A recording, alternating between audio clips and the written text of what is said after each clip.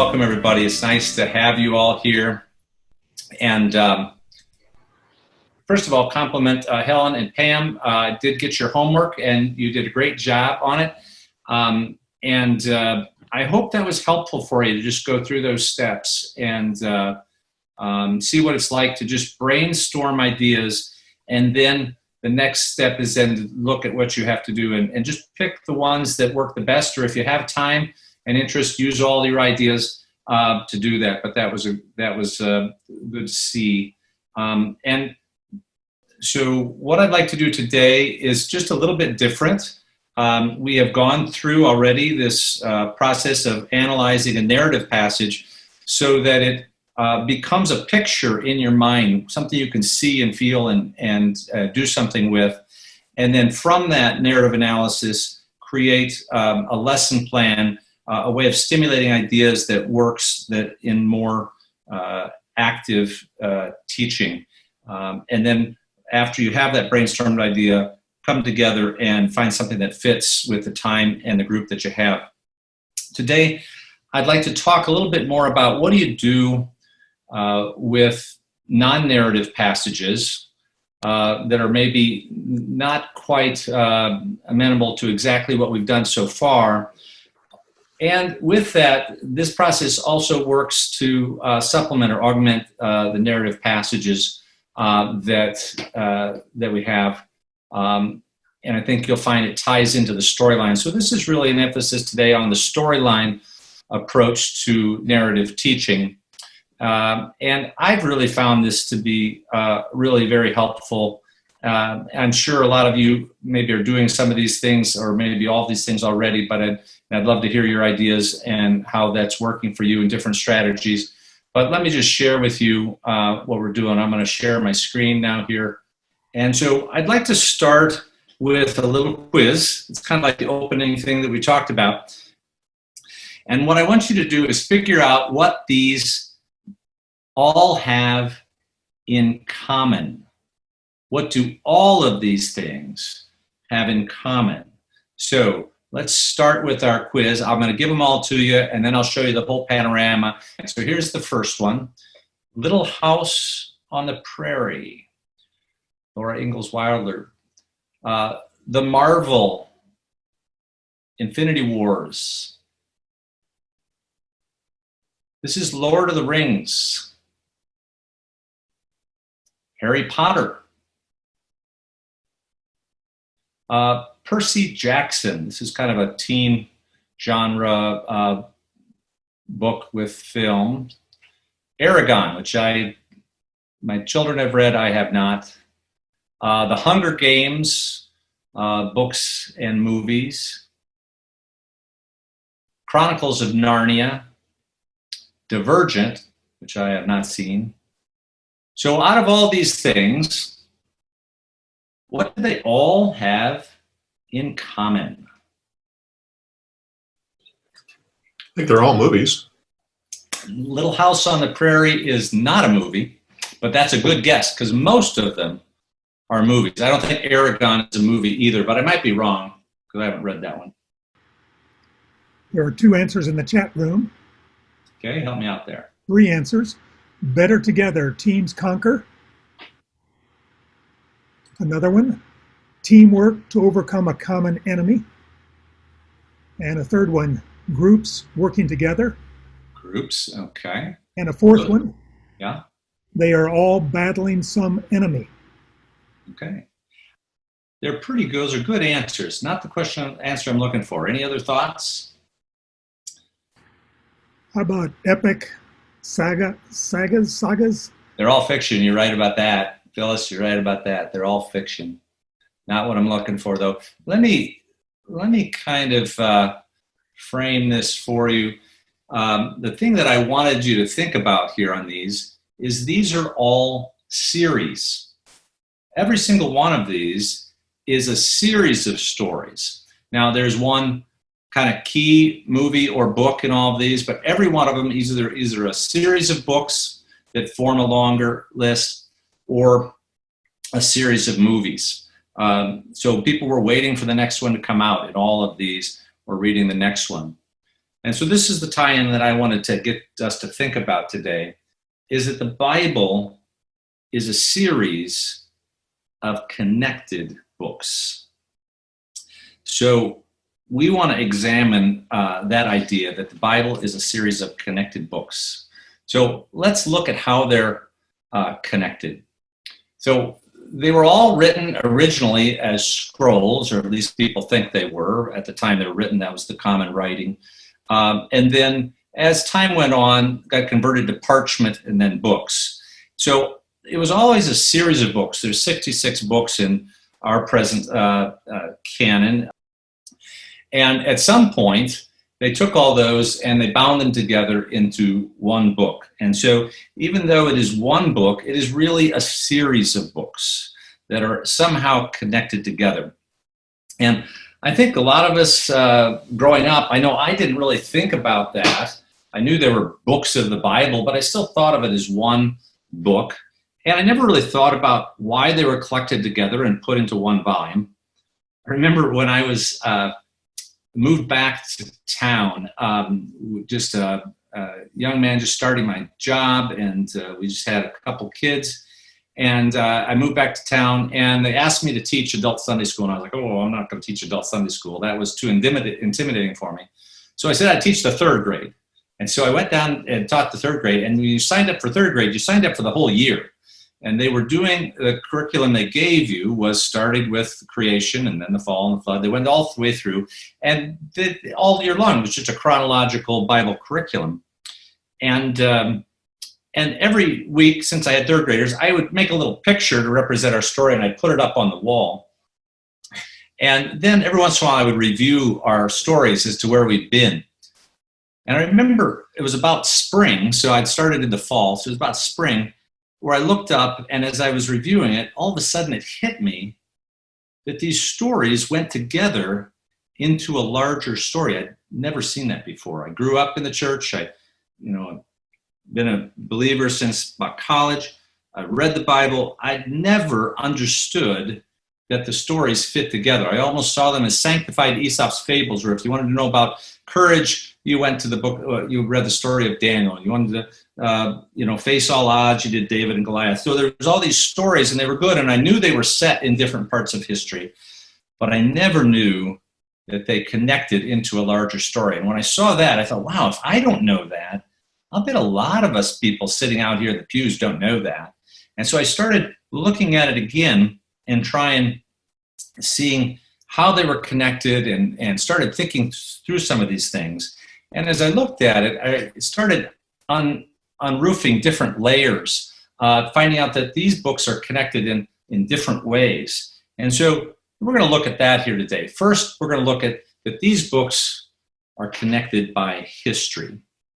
And so when we do our narrative Bible teaching, it's important, I think, to communicate that. So when you look at the storyline, the geographical storyline, the timeline of history, it certainly starts with the history of the world, with the creation, fall, and flood stories. And they're all tied together within that narrative by genealogies. So really in the first 12 chapters, you have these kind of less anchored in history stories. They don't have who was the king at the time. It doesn't have all that. But these are events that occurred, and we know that the fall occurred after the flood, after the creation, and the flood occurred after the fall. So we have a general idea of time. But then when we get into the chapter 12 and beyond, the history becomes much more dense, and we have it a lot together. So this is a representation of a geographical timeline. So if we start with the orange there, start with Abraham and Ur of the Chaldees, and we kind of follow the history of these historical books that are listed up in the upper left-hand corner there, we can see if you just look at the purely historical books of the Bible, they do form this timeline that ties things together. So it starts with Abraham. He has his son Isaac, Jacob, and then Joseph ends up down in Egypt. There, things kind of stall for 400 years until they come on out. And then Moses comes out, and with the plagues and the Passover, they cross the Red Sea, and they go to Mount Sinai.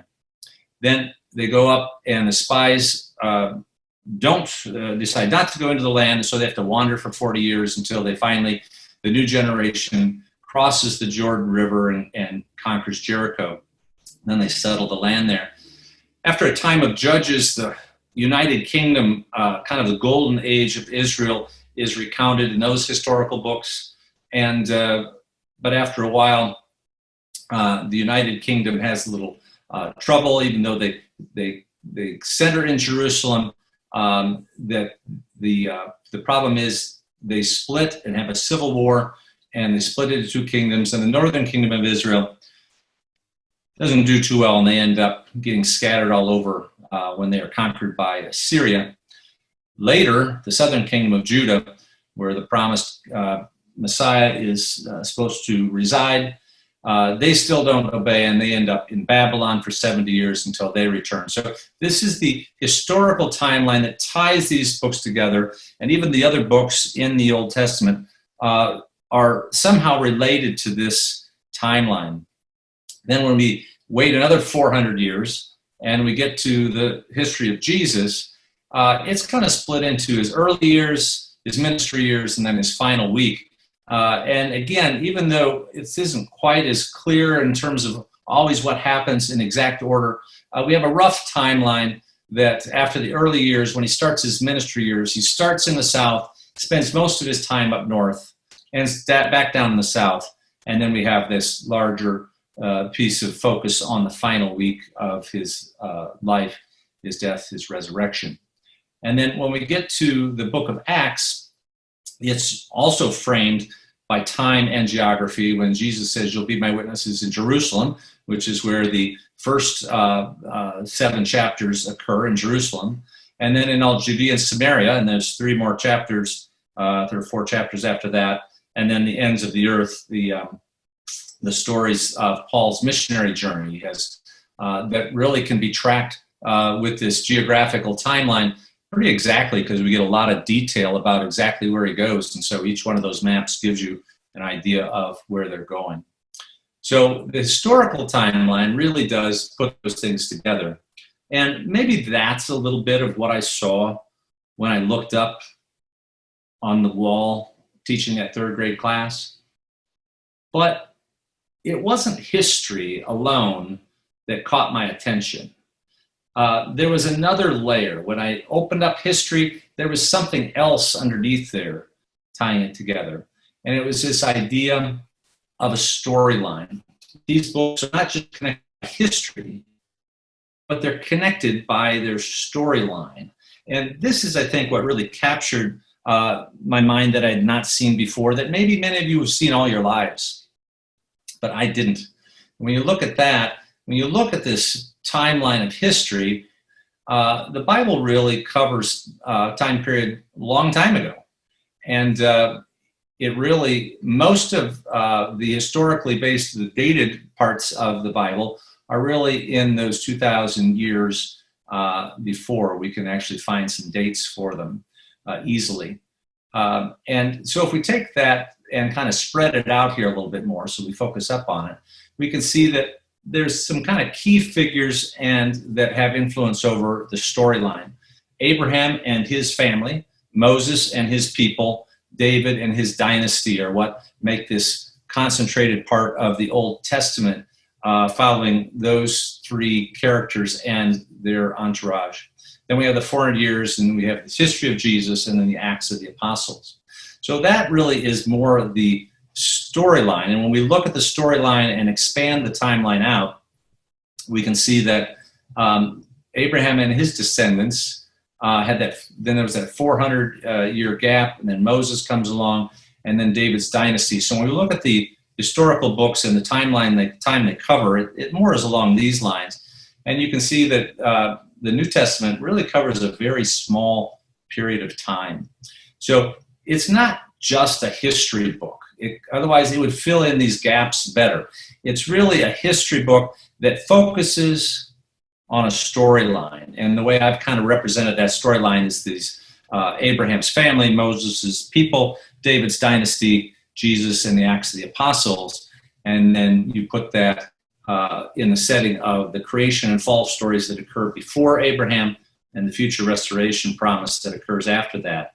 And so some people have even condensed it even more. That's probably too much condensed. But this is the idea of moving from the historical flow of the Bible to a storyline flow of the Bible.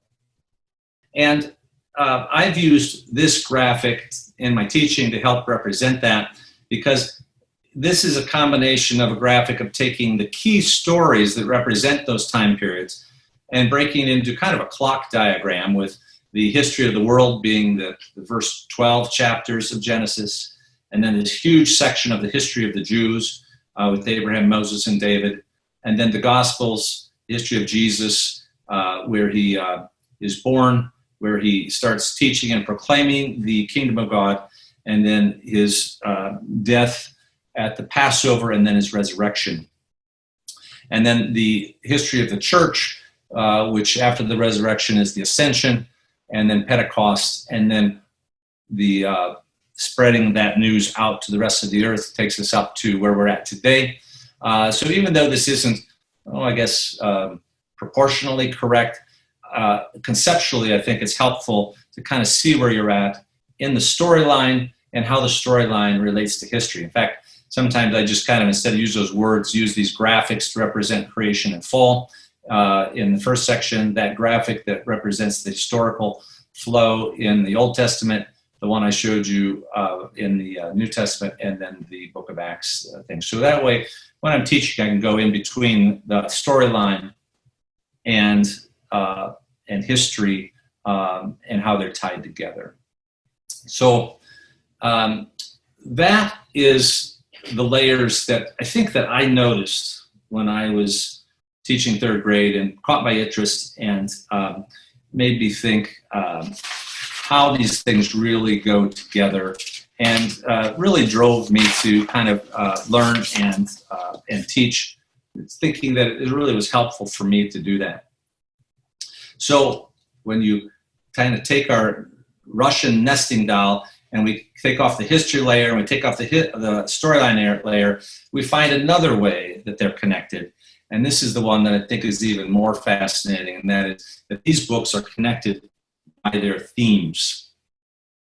Now, these themes are fascinating to follow through the Bible, and this is a graph that really is a whole lecture in and of itself, but I just wanted to give you an idea of the way themes follow through the Bible. Now, on the upper, the top part, what I have are the themes that are kind of organized by the way they were first given to Abraham, where I'm going to want you to leave your country and your people and your family. I want you to go to a land that I'll show you. There I'll make you into a great nation, and I will bless you. And all the nations of the world will be blessed through you. And then he goes there and he says, I'm going to give you this, you and your descendants, this land. And so the themes that seem to be framed by this promise to Abraham are just what tie these things together through the history and through the storyline. And each of these main themes of Abraham's promise are brought out even further. So the nation has a king, and the blessing of God's law, showing you how to live and how to be forgiven with his very presence there with you. And the land went from just being the land of the Canaanites to the land of Israel, and then Jerusalem is the capital, and then the Temple Mount as being the most sacred spot in God's plan. And then the story of the Passover, giving this recurring time that would be so important in Jesus' life. And then the prophecies of Daniel, giving a year where the Messiah would be, the anointed one would be cut off. And so when you follow these through and think about them, and then when you get to the crucifixion, you realize that story just ties them all together, and you start to see the reason these themes were carried through, because on the cross was the sign, this is the King of the Jews, this Messiah, this King of this nation.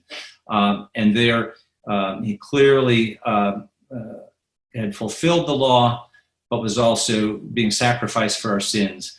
And even the soldier who was crucifying him says this was the Son of God. But it occurred there in Israel, in Jerusalem, and then right after he died, what happens? But on the Temple Mount, the curtain was torn in two. And it occurred on Passover, and it occurred at the very time that Daniel said. So this is the way that you can take these themes and tie them together and string them along and show the connection that's even deeper than what we've seen already with the history and the timeline. So are these connections a big deal, or are they just interesting? Well, I've found them to be a big deal personally, and as I've shared that with other people, I have as well. And let me give you kind of an illustration why, as Bible teachers, making these connections is so important. So I'm going to play a song for you. This is another quiz that we're going to do.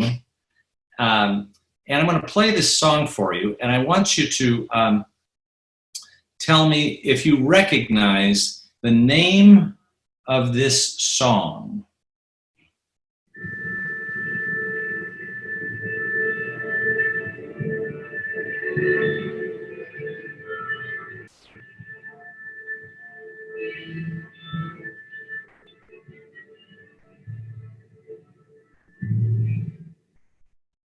Isn't that a great song?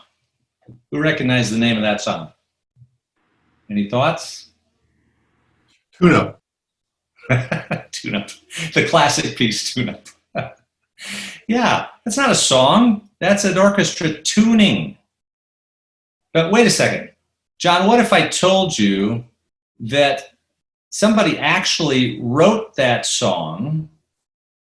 They wrote it down, and those people were playing those exact notes all together, and there was a conductor up there doing that. Would you believe me? No. Probably not.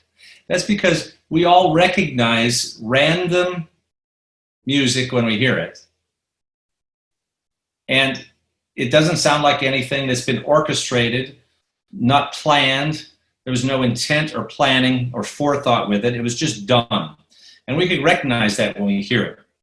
So now let me play another song that was just randomly done here.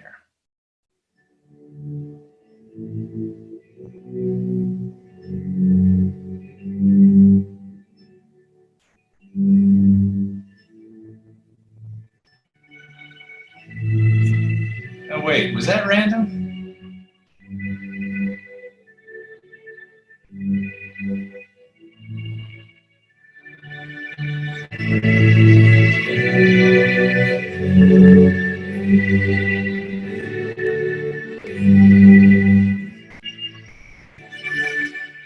So what if I told you, yeah, they're just random. They just walked into the hall there, and they'd never seen the music before. There was no music on their stand. They'd never practiced.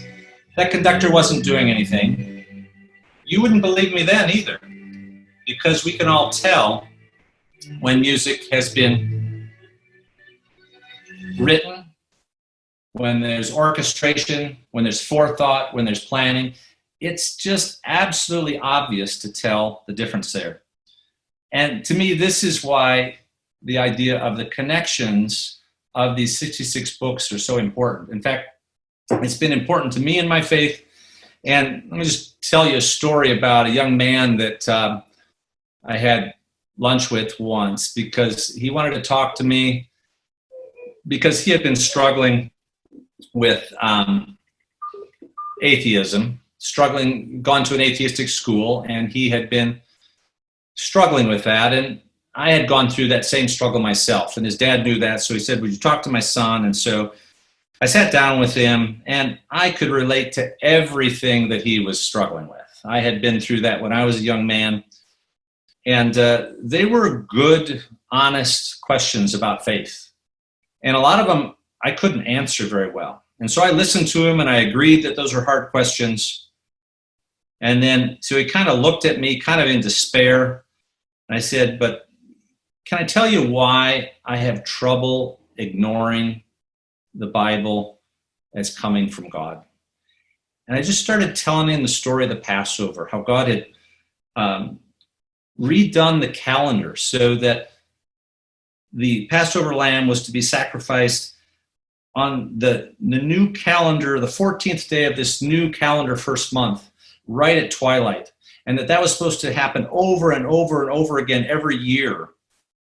And then over 1,000 years later, after all this had happened and the Jewish people had dropped in and out of following the Passover, and God had said the Passover should only be done in Jerusalem, and everything about the Passover then was centered in the temple. And then I talked to him about the story of the Last Supper and how all this tied together. And as I finished kind of tying those stories together for him, he just looked at me and said, that totally makes sense to me, that God orchestrated history. And once he saw the power of a God who orchestrated history across centuries, authors, time, place, he was overwhelmed with the evidence of a God who orchestrates lives, and it orchestrated the Bible, and it orchestrated the life of Jesus that had been brought to fulfill all that. And so that's been a big deal to me. It was a big deal to him. And I think for us as teachers, it's a big deal. I want to give you one other connection to bring out as we teach the Bible, as we do narrative teaching, especially in non-narrative patches, by tying them all together with the overall storyline of the Bible. And that's a story that is only included once in the Bible. Luke wrote it. He talks about how there was two people and they were walking home on the road from Jerusalem to Emmaus, about a 7-mile journey. And as they were walking along, another man walked up beside them and started talking with them. And they looked so sad. They said, "What's wrong?" I said, "What do you mean, what's wrong? Are you the only person in Jerusalem that doesn't know what happened here in these last few days?" And he says, "What things are you talking about?" "Well, Jesus, he was his prophet. He was well thought of by God and by the people, and we thought he was going to be the one to redeem Israel, but our leaders had him arrested and killed.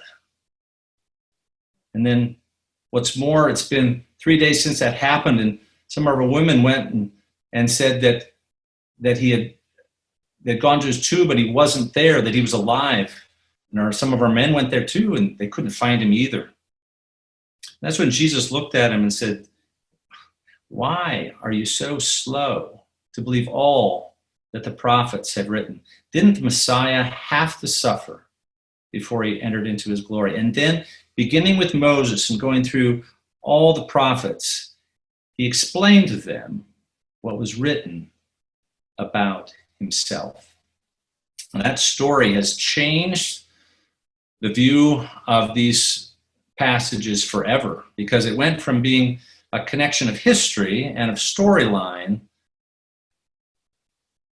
and of themes to being focused on one person and their family history and their story. The fact that Jesus claimed that they were all about himself was a connection that had never crossed anybody's mind before. But looking back, it's all about his family.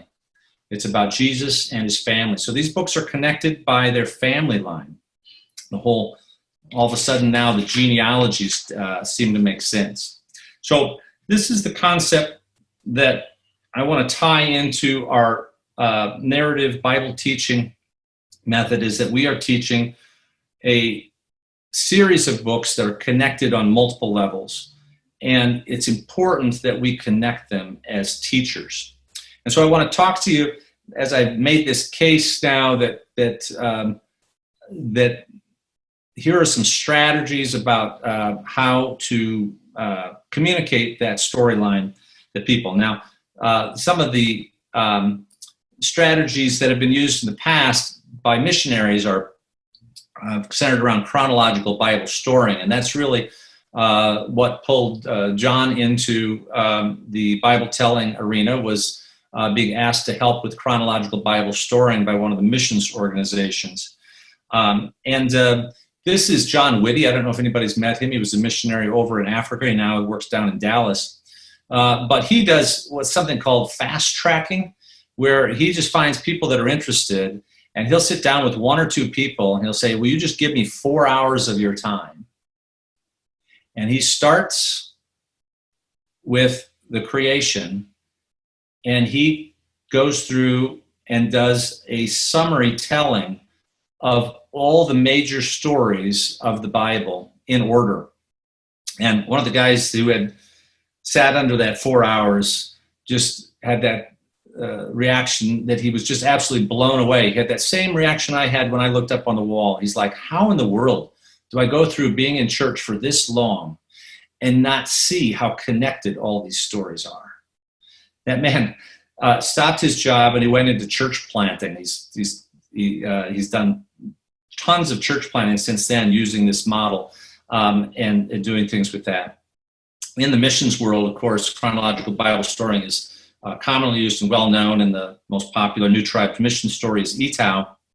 And so this is a slower view where you go in and you do a story on a regular schedule, and you just come back and do that because not that many people have 4 hours to sit down and talk, or at least are willing to give that much time. So the story of Etau is where they started and did one story with sequentially and went through that. Now, this is more where I have lived, is this slow sequential storying, and I've done that with the first through sixth grade boys at our church for over a decade. I think it's been 17 years I did that, it usually take me about 3 years to get through the Bible, just doing one story a week, but the impact is incredible because I only had 10 minutes each Wednesday night. I didn't have the kids all the time, but I would always, before I would start, I would tie in, remind them of where we've been. I would tell the story, and then I would start the next story and then stop it and tell them, no, you got to come back next week to hear it. And so it kept them hooked. But we went through that, and I remember when we got to the end of the Old Testament, and I told them a story about the walls and kind of an anticlimactic ending. The Old Testament is kind of anticlimactic in its ending. And that's the way they felt. So I said, so that's the end of the Old Testament. And they looked at me like, what? Well, what happens next? And so we had a little time. I'd finished a little earlier. For some reason, we had more time. I said, well, you tell me. You tell me what comes next. And they looked at me like dumbfounded, like, how can we tell you? You haven't told us the story. I said, well, remember, we did the story of Daniel, and he told about the story. Remember the story of the statue at the head of gold and the chest of silver? And I said, now remember, what were those kingdoms represent? That'll tell you what's going to happen next. So they went through, and it had been weeks ago, but they remembered the different kingdoms that came up. And then after they got to the end, then I said, well, what happened after that? And they said, then that rock came and smashed it. And I said, well, what was that? It said, that was the kingdom of God. And I said, and who's the king? And they just stared at me, just searching their minds because we hadn't talked about it in the stories. We hadn't pulled that together. And I just let them stew in the silence of it, And finally, one first grader said, that would be the Messiah. I knew he got it. Because first graders don't answer like that. He understood that the stories of the Messiah were the story of the king that were coming. And I've been sold on the strategy of chronological Bible storing before that, and that just sealed it. But that's one strategy, but it's very specific to the situation you have. What I want to share with you today is kind of a strategy that fits more into the narrative Bible teaching method that I've kind of outlined for you. So I call it embedding in context and connecting the stories. So what I do with that is I take our process where we take a story and transform it into a picture in my mind, a movie in my mind, movie in the room, and use that to do the creative process of looking at purpose, opening story, explore, and summary. And then we talked about how the core of this is the communication of the story and how the story is explored. And this is where I put embedding in context. So I always use this time before I tell the story or communicate the story to frame the story. I embed the story in its historical context, its storyline context, its theme context, or its family line context of Jesus. Depends on the story about what works. Depends on how much time I have. But I always do something, because when they hear this story, I want them to know that these are not individual stories like I grew up thinking the Bible was. I want them to understand that these are always connected stories, and they're connected to one another in their proximity, even just in their context of where they happened, but also in terms of the larger storyline. The other thing I like to do is then connect the stories at the end. So the embedding the context story is much more the historical and storyline idea. Connecting the stories is much more the theme and family line idea.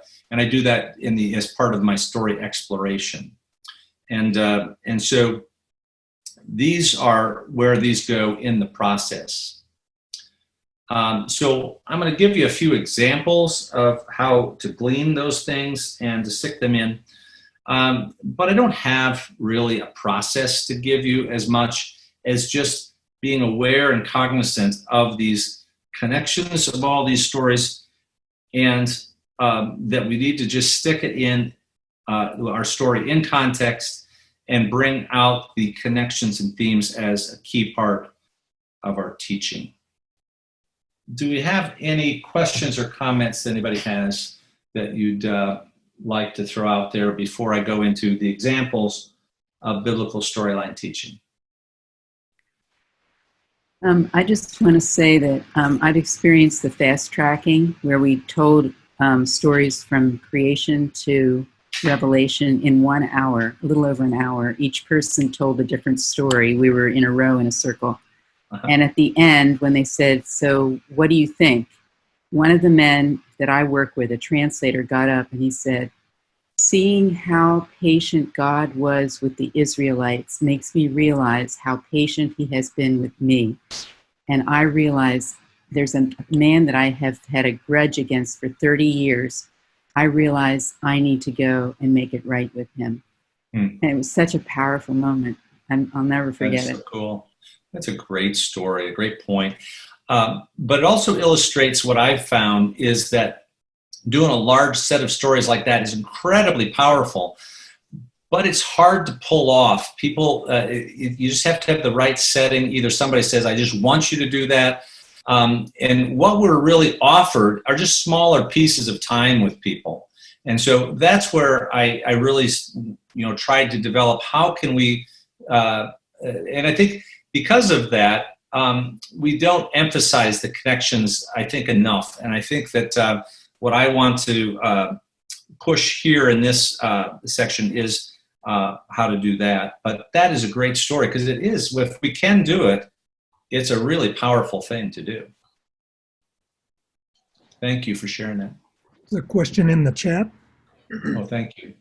What do you think of the idea of teaching in a series, but starting with a later story and adding prequels? Yeah, I love that. Obviously it worked for Star Wars, but I think it can work for us as well. But I agree with you. I think it's a good strategy. I don't think there's a bad strategy that I've seen. I think everything that I've tried, I feel has worked on some level. So I think that's a good idea, Andrew. I think if you start with a story that people find captivating, then you have them. You can go and start pulling that whole idea of what happened before that in. I think it's a great strategy. I would certainly encourage you to do that. Roger? The question, please clarify when to use storytelling and when to use narrative terminology. Yeah. I really think of them as very similar things. Sometimes storytelling, in my mind, is sometimes a bit more performance-based, is how I use the word sometimes, whereas narrative teaching is where I do conversational summaries of the story. To be honest, I don't think there's a strong barrier between the two, and I flow in and out of them. I remember for a while I was doing storytelling exclusively in my teaching, and John and I have talked about this. I almost felt like people were starting to watch me tell stories because they knew I was going to tell a story. It became almost a performance, and they weren't getting into the story as much. So I stopped doing it that way. I stopped doing it as a performance, and I would just start talking, and and I would just flow into it. So I would be like, there was this, there's this one instance of these two guys walking along the road, and as they were walking along, this other guy started walking, and I would just start telling the story of the Emmaus Road, so that they didn't know that where I was starting and where I was summarizing. And one guy came up to me afterward and says, "You're telling us stories all the time, aren't you?" And you could tell he's like, "Are you? I can't tell if you're telling me stories or not." But I said, "Yeah, that's what I'm doing." But I have moved between narrative, conversational style summary, and then as I have them hooked, then I go into full storytelling.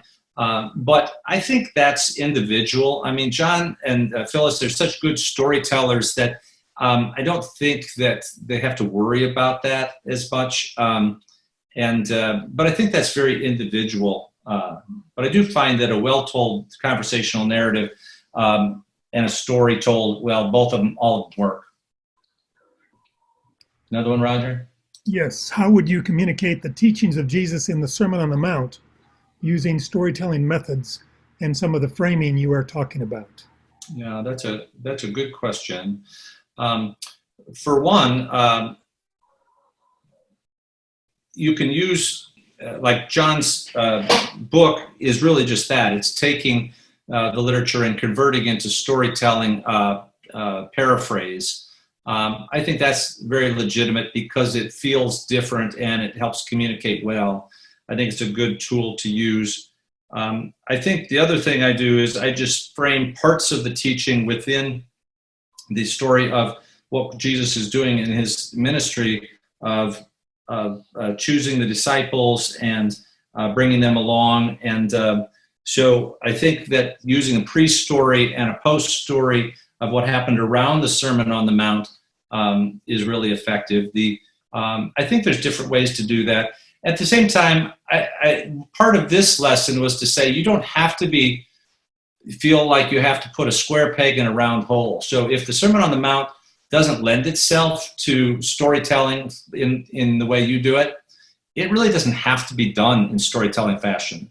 Sometimes I'll just teach in using other styles, but what I'll do is I will frame that Sermon on the Mount in light of what happened in the context of what Jesus was doing. But sometimes I'll frame it in terms of the giving of the law on Mount Sinai, and so we'll parallel those two stories and see why they go together, because that's really what they were. That was Jesus's giving of the law on his mountain, right there. Is at least how I see it. Good question. When I take people to Israel, I always, when we actually get to the mountain, we have them sit down and they're actually on the mountain facing out towards the Sea of Galilee. And then I give the summary of the Sermon on the Mount. Yeah, so there you go. There's your answer. Take them to Israel. That's John's answer. Is take them to Israel. I like that one. Very good. Thank you, John. Examples of biblical storyline teaching. Let me just talk to you a little bit about concepts that I've found connect well in teaching. Again, I told you I do use this diagram a lot, and I found it helpful to orient people to where you're at in the storyline, because this clock diagram isn't very historically accurate, but from a storyline standpoint, it really works well. And because the different quadrants represent different historical parts of the book, it seems easy for me to go in and out of those. So the history of the world, one of the things that I have appreciated just more recently is these first 12 chapters form the basis for all the themes. I'm sure a lot of you have enjoyed the Bible Project videos, but as you know, Tim Mackey has made really a great case for these first sections of Genesis as laying the foundation for all the rest of the Bible. Now, have felt like the Bible is framed and really organized by the promise to Abraham as almost a table of contents, so that I'm going to make you into a great nation. Well, then what do we have first? We have the story of how he goes from one person without a son to this entire nation of people down in Egypt. Then I'm going to bless you. And then what do we have next? We have the Mount Sinai story and the tabernacle, which is the themes and the basis for the blessing that God gives to us, and then the Lamb. So I've understood that part of it, but the themes of the creation story, the Bible Project videos have been so good in doing that. And so the ideas of setting the storyline by starting with the perfect creation and the making of man and woman in the garden, and then the fall stories and flood stories after that, really are just ones that we want to just keep coming back to and thinking about how each story touches back with that, because I do think that what you'll find especially is that when you get people to think and try and integrate stories back, that they do what the young man did that I was talking to when we went out for lunch, is all of a sudden they start integrating together information from stories that they know that you haven't even talked about. And that's where, to me, the Spirit of God pulls those things back in. And to me, that's why God uses narrative and Jesus taught in stories, is because you can't forget a story. And then when God brings it up when your heart is right, it integrates all together. So it's almost like he's given them information that they can't use, but can't forget when their heart is not right and right. But then when their heart becomes soft, they can bring all that together and do that. So to me, start here with remembering to correlate back to the stories of the creation, the fall, and the flood as the key connectors. Secondly, the history of the Jews is the bulk of the Bible, of course. And I just went over the correlation of Abraham, and then the law and the tabernacle in Moses, and then the importance of the promise to David that he's going to have a man on the throne of Israel from his family forever, becoming the hallmark of what the Jewish people have always been waiting for, to bring this all together, to bring back the kingdom to where they wanted. And so as I think about that, the theme that really seems to come back over and over again that you want to tie back to is that of the Temple Mount. And I remember when I first started this journey of looking at these stories and reading them through, and I was reading the story of Abraham being asked by God to take his son, his only son Isaac, whom he loves, and take him to the region of Moriah, to a place that I will show you, and sacrifice him there as a burnt offering. And I was reading that, and I thought, Moriah, I never heard of that. So I pulled out a little computer concordance thing, and I just looked up Moriah, and because I'd never heard that word before, and found out it only occurs twice in the Bible. Once there, where God says specifically, I want you to go to the region of Moriah, to a place I'll show you. And then the next place it occurs is when Solomon's going to build the temple, and he builds it on Mount Moriah. And all of a sudden, the connection just blew up in my mind, and I was like, wow, where in the world did this come from? And it was one of those I remember I was sitting there, and I just said, Ruth, come in here. You've got to see this. I was so excited to see that connection but it makes complete sense then. And of course, that ties all the way together to when we've just talked about when Jesus died. The next sentence is that the curtain in the temple was torn in two. So this place, this region of Moriah, is huge and can be followed through so many different stories. The census story is just so key in that. It's a story that I've actually never heard preached from a pulpit in my life, and I have no idea why not. It is the most connecting story, the story of David and the census. Well, maybe I know it's because people struggle with the two different ways it's written down, but hey, you got to deal with that. That's what God gave us. He gave the story in Chronicles, and He gave it to us in Samuel. That's the way He gave it to us. God was very comfortable with that. The prophets were very comfortable with that. The compilers were very comfortable with that, but some people aren't. But that's the way it's there, and that's such a great connector story. And there's a lot more like that in the Bible. The other is the Passover. I told you how that was such a key story, and following that through. The Passover story just comes up over and over again. And when you see it, just remember, it's brought up for a purpose. When people bring up the story of the Passover later after it's given in Exodus 12, they're bringing it up for a reason. Of course, Jesus understood that, and that's why He used the Passover Seder to give the best active teaching lesson that's ever been given in the world.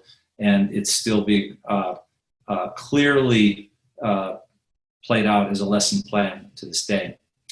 Now, this is another example that I wanted to give you. I saw this advertisement. I got a kick out of it. It says, "For I know the plans that I have for you, saith the Lord, plans to prosper you and not to harm you, plans to give you hope and a future." And it's got a picture of a young woman ready for medical service here. I don't know how that ties into Faith and Family Television, but somehow the idea was that God has a plan for your career. That's what this is saying. And this is when people say that's their favorite verse. This is what they're saying. They're saying this verse, taken out of context, almost like a fortune cookie little piece, is telling me that God has an idea of what He wants for my job, for my place I'm going to work, for my spouse, for all these things that we're trying to figure out in life.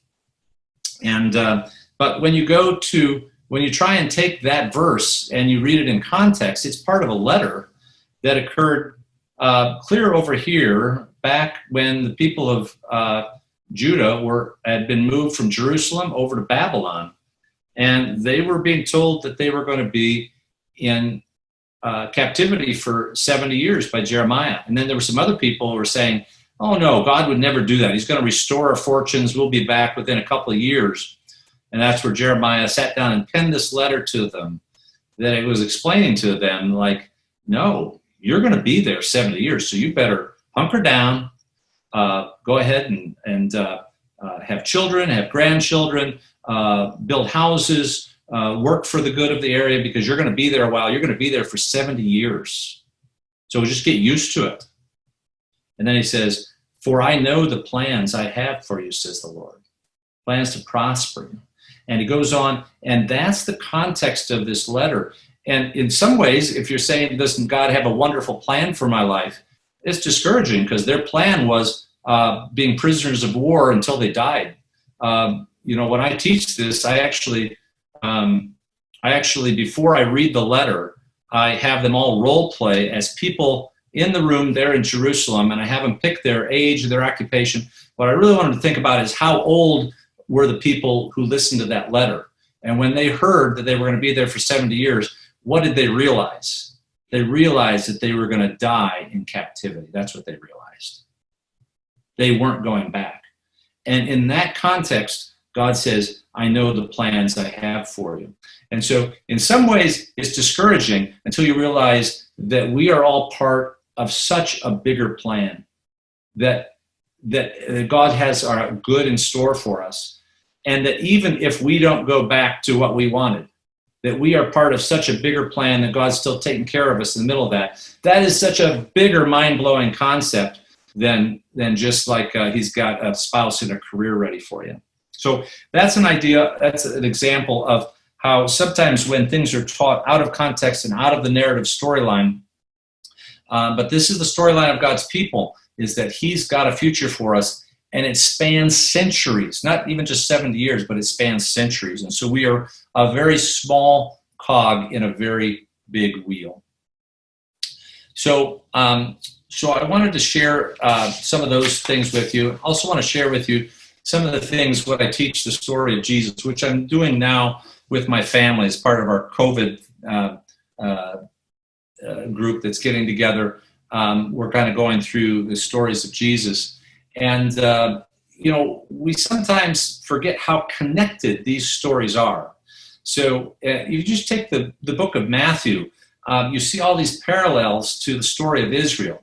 So when you look at the story of Joseph and all the dreams he had, how does Matthew start? He starts with a dream to Joseph. And then Joseph goes down to Egypt, so does Jesus go down to Egypt. Herod comes and kills all the babies down in Egypt. Well, of course, that's what happens in the story of Moses. And then in the story of the Exodus, it goes through the waters, and the next story in the book of Matthew is Jesus coming out through the waters. And then in the story in the Old Testament, the people go out into the wilderness. The next story in Matthew is Jesus goes out in the wilderness. Then in the next story, he goes and gives the law. Then he comes out to the Sermon on the Mount and interprets the law. And so these are the stories that Matthew picked to start.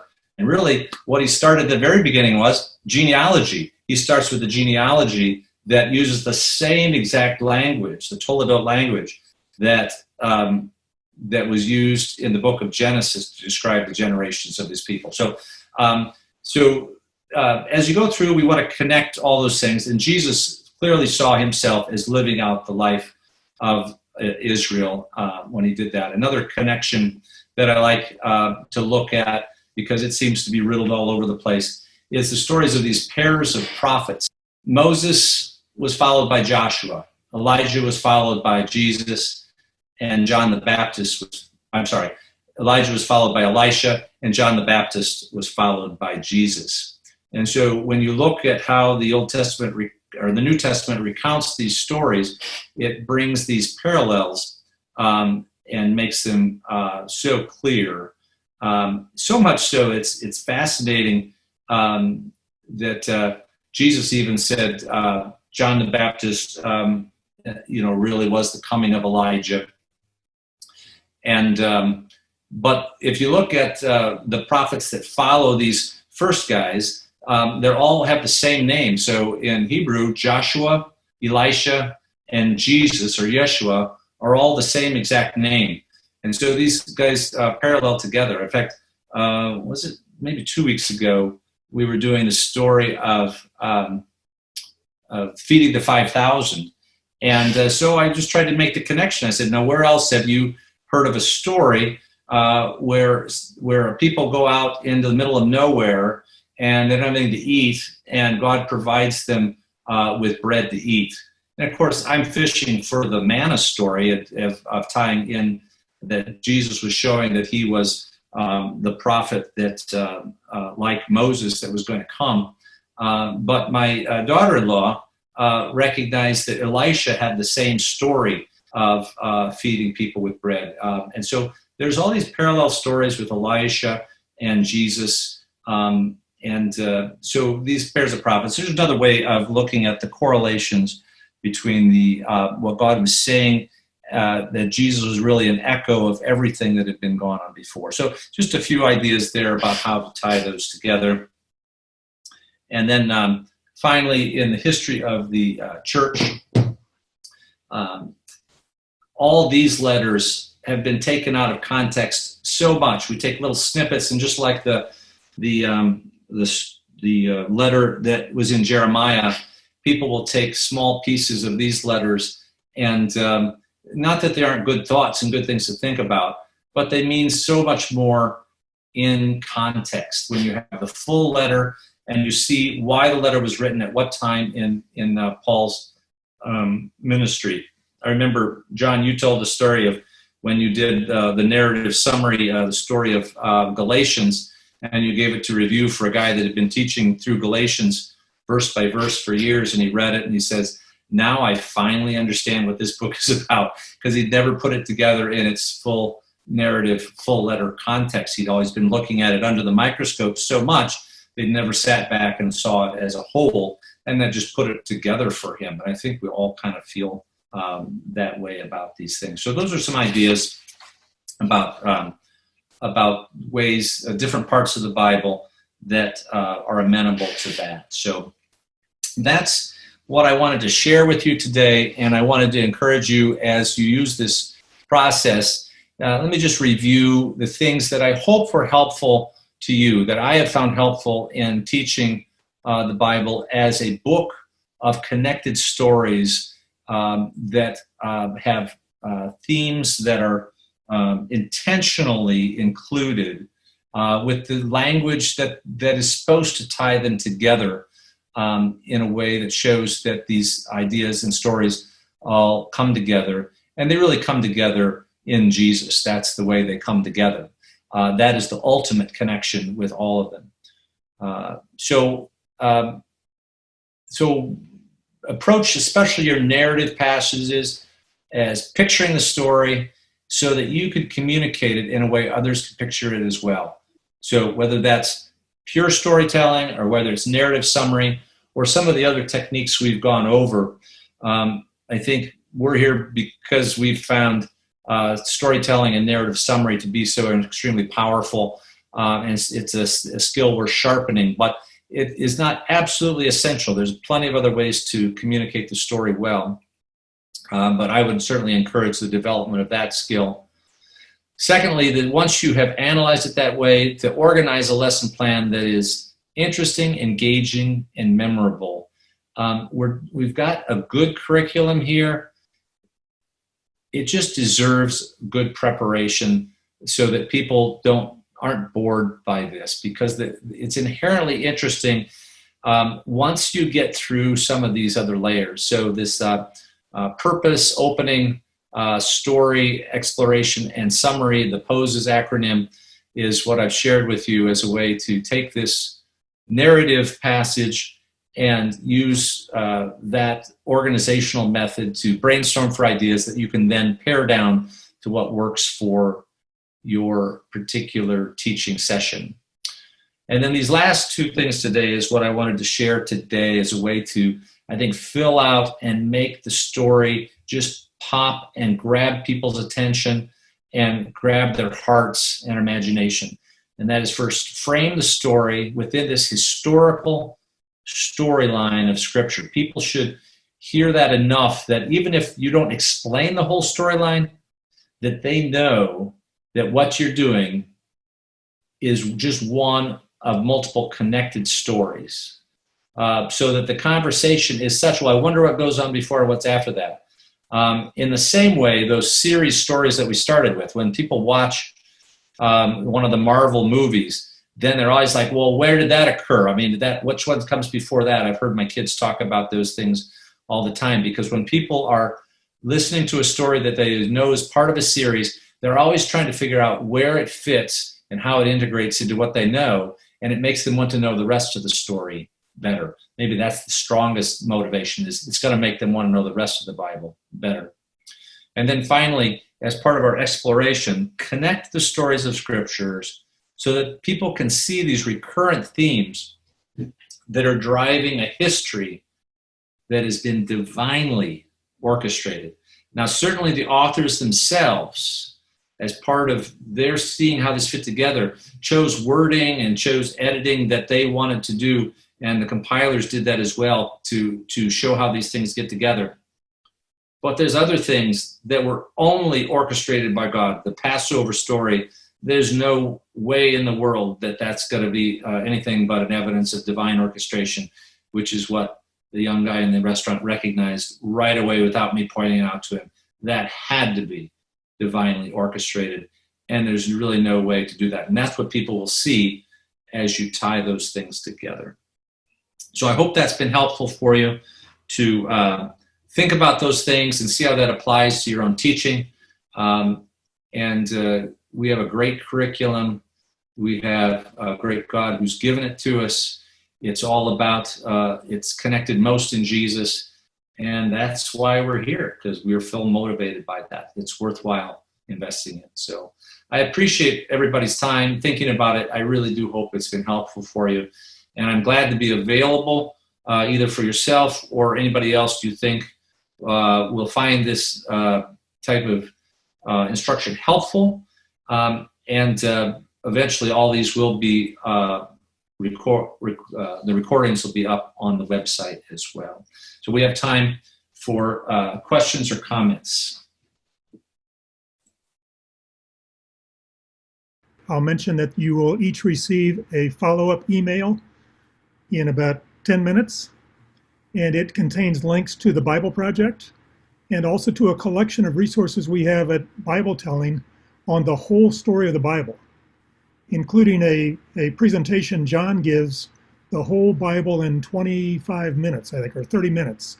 So it covers the whole story of the Bible in a half hour.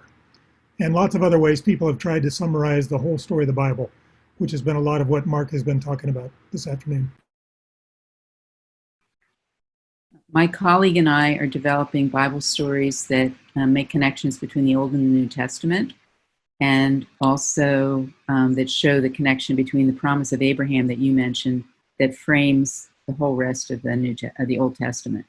So every time we tell a story about one of the patriarchs, we start with the promise of Abraham. We remind people about that. And it makes the story a little longer, but it sets it in the context. Mm-hmm. A private question in the chat. Any suggestions on how we can use Bible narratives from an interreligious perspective? So teaching into another culture. And maybe, Anne, we could ask you to chime in on this with your next workshop as well, but using the Bible stories cross-culturally. What I'm aiming to do in my workshop is to cause us to be discomforted. Mark, I think it was you who attended my workshop and said, "I don't like your workshop." And the reason is because I'm trying to help people see that there are different worldviews that are clearly expressed in the scriptures that other cultures will hear better than they hear our majority American worldview or the way that we express the stories. So I would challenge you to think about attending my workshop. Because I'm actually going to give us a lot of time to work on looking at scriptures and seeing what other ways can we look at these stories and can we tell these stories that will appeal to people of multiple worldviews so that we are not just presenting from our own particular cultural standpoint. Thanks, Anne. I have a friend who does interfaith dialogue, and this past week he used this story of Abraham sacrificing his son on Mount Moriah that we talked about and let everybody talk about it from their perspectives. But it's a great one for listening for the Jewish people, the Muslim people, and the Christian people to get together and talk about, because they're all people of the book, and that story is there. So that may be an idea of what was going on there. And I've used all these stories to teach at secular college retirement classes, and they just go over fine. I mean, I can't tell you how good stories work in secular settings. Thank you, everybody, for coming and for your contributions. Again, my email will be in there as well, Roger, I hope, again. And if you have any questions or anything you'd like to just share with me, I would love to hear from you and see how it's working. And if I can be of any further help, let me know. But I really thank you for coming, and I enjoyed being with you. You guys have a great day and be safe. Let's close with a word of prayer. Our Father in heaven, we do thank you for giving us a record of what you have done in history.